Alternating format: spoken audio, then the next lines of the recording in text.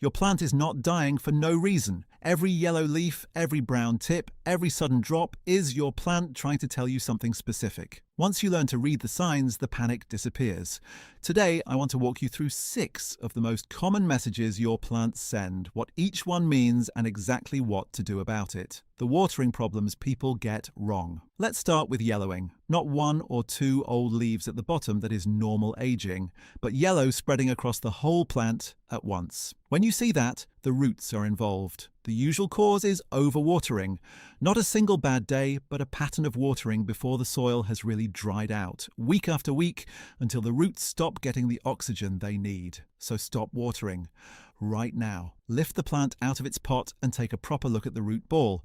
Healthy roots are white or light tan and firm between your fingers. If you see brown, mushy or smelly roots, that is root rot, and you need to act. Grab a clean pair of scissors and wipe the blades with rubbing alcohol. Then cut away every damaged root.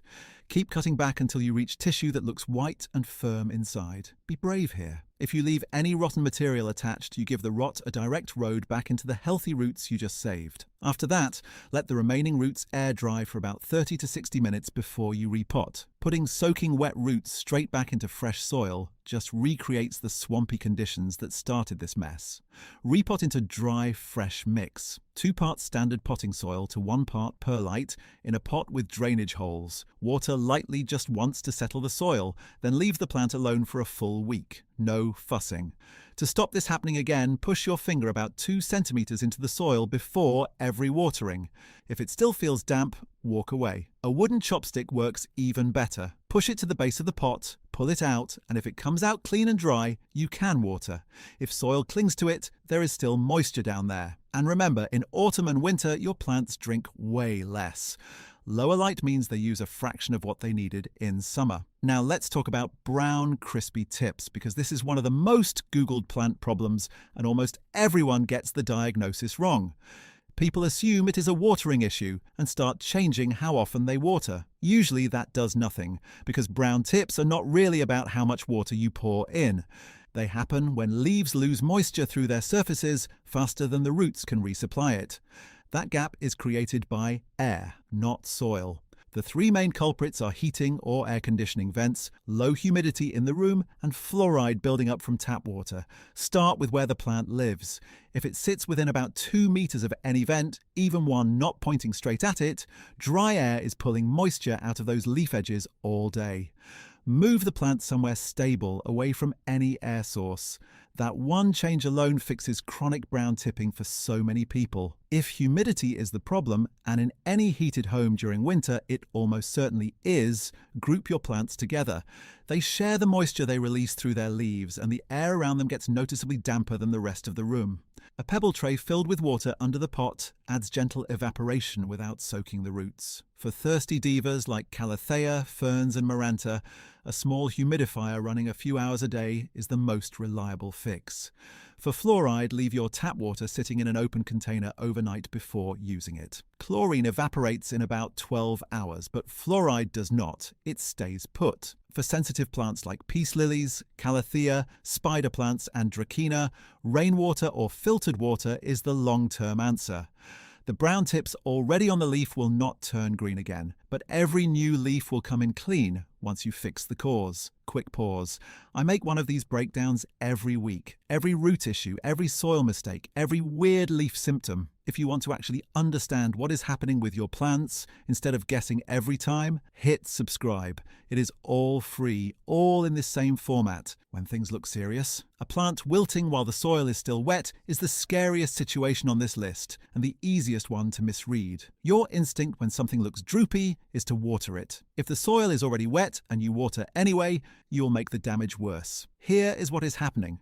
The roots are gone. Bacteria and water molds that thrive in soggy soil have destroyed them. Once those roots are dead, the plant cannot pull water upward no matter how much is sitting in the pot. The leaves wilt not because the plant is thirsty, but because it physically cannot reach the water that is right there. Adding more water just pushes oxygen out of the soil and feeds the bacteria. So lift it out of the pot straight away. Rinse the roots under room temperature water so you can actually see what you are working with. Cut away anything dark, soft, rotten or smelly, even if it looks like you are removing most of the root system. A small cluster of healthy white roots can regrow into a full system. A plant with lots of dying roots still attached has a much worse chance than one stripped back to a few good ones. Soak the remaining roots in a mix of 1 part 3% hydrogen peroxide to 3 parts water for about 5 minutes. I know that sounds drastic. It is not. It is a standard horticultural treatment, and it will not hurt healthy tissue. Air dry for at least an hour before repotting. Use dry, fresh, sterile mix in a pot only slightly bigger than the remaining roots. An oversized pot just holds moisture the weakened roots cannot drink, and you end up back where you started. Wait 2 full weeks before watering again. To prevent this, never leave a pot sitting in standing water. Empty drip trays within 30 minutes every time. Terracotta pots help too because moisture evaporates through the porous walls and the soil dries out faster after each watering. Next up, brown or black spots with a yellow ring around them. That yellow halo is not random, it is the front line of a battle. It marks the boundary between cells the fungus has already killed and the living tissue your plant is actively defending. Your plant is literally fighting the infection in real time. Remove every affected leaf right away, the whole leaf, not just the spotty bit. The fungal threads have already spread into tissue that still looks green, working outward invisibly. Cut cleanly at the base of the stem with sterilized scissors. Bag the removed leaves and put them in the bin, never the compost. Fungal spores travel through the air and a contaminated compost heap will reinfect the same plant later or spread to others. Change how you water. Switch to base watering. Pour at the soil surface or sit the pot in a shallow tray and let the soil draw water up. Both methods keep the leaves completely dry, and dry leaves are the single most important thing here. Wet leaf surfaces are where fungal spores germinate. Take that away and the fungus runs out of places to grow. Improve airflow too. Move the plant away from walls and other plants. Still, humid air is fungus heaven. A gentle breeze across the leaves changes everything. For active infections, mix diluted neem oil, about 2 milliliters per liter of water with a few drops of dish soap, and spray every leaf surface, including the undersides. Do this every 7 days for 3 weeks straight. 3 weeks is the minimum because the cycle has to catch spores that have not germinated yet, as well as active growth.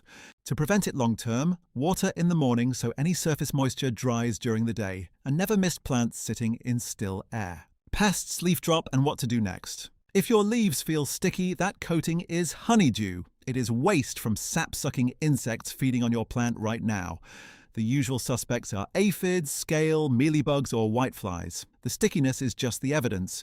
You need to find the culprit because treatment changes depending on which one you are dealing with. Aphids are soft-bodied insects, usually green, black, or pale, clustering on new growth and the undersides of leaves near the tips. They breed fast. Knock them off physically first with a damp cloth or a gentle rinse under lukewarm water. Then spray with diluted castile soap, a few drops per litre of water, hitting every surface, especially the undersides. Repeat every 5 days for at least 3 rounds. Scale insects look like little immobile brown or tan bumps stuck to stems and leaf undersides. Their waxy shell shrugs off sprays, so physical removal comes first. Press a cotton bud soaked in rubbing alcohol firmly against each scale. The alcohol dissolves the protective coating and kills on contact. Follow up with neem oil spray weekly for 3 weeks. Mealybugs show up as fluffy, white, cottony clusters at stem joints and tight growth points. Alcohol on a cotton bud applied directly to each cluster is the most effective hit. Then neem oil across the whole plant, including the soil surface, because mealybugs sometimes set up in the roots too. After any treatment, wipe every leaf with a damp cloth to clean off the honeydew residue. Any black sooty mold on it will fade once no new honeydew is being deposited. To stop pests in the first place, quarantine every new plant for 2 weeks before introducing it to your collection. And a monthly leaf wipe down catches small infestations before they explode. Last one. Leaves dropping suddenly while still green and looking healthy. This feels alarming, but your plant is not in crisis. It is managing one. It is shedding leaf mass to lower its water demand while the roots adjust to a stress event. Repotting, being moved, temperature shock, or arriving from the nursery are the usual triggers. The most important thing to know is that doing something is usually the wrong move. Do not fertilize, do not repot again. Do not keep shifting it around trying to find a happier spot.